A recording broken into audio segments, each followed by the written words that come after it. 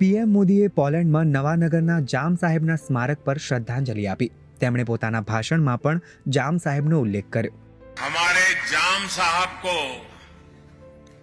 आज भी पोलैंड में हर कोई दोबरे यानी गुड महाराजा के नाम से जानता है.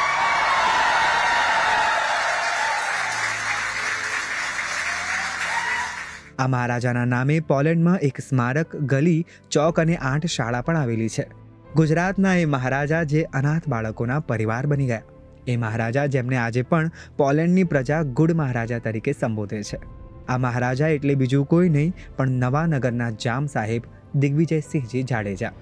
હવે વાત જાણે એમ છે કે બીજા વિશ્વયુદ્ધ વખતે હિટલરની નાઝી સેનાએ પોલેન્ડ પર હુમલો કર્યો.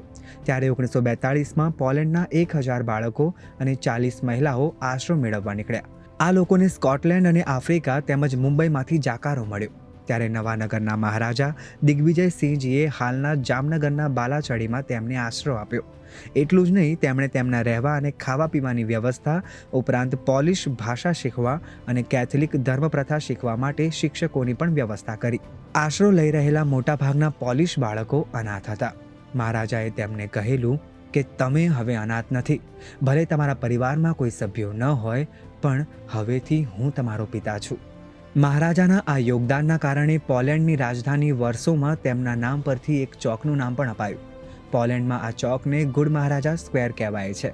જામ સાહેબના અવસાન બાદ તેમને પોલેન્ડનું સર્વોચ્ચ નાગરિક સન્માન પણ અપાયું. ગુજરાતના એ મહારાજાની દરિયાદિલી અને ઋણને પોલેન્ડ વાસીઓ ક્યારેય નહીં ભૂલી શકે.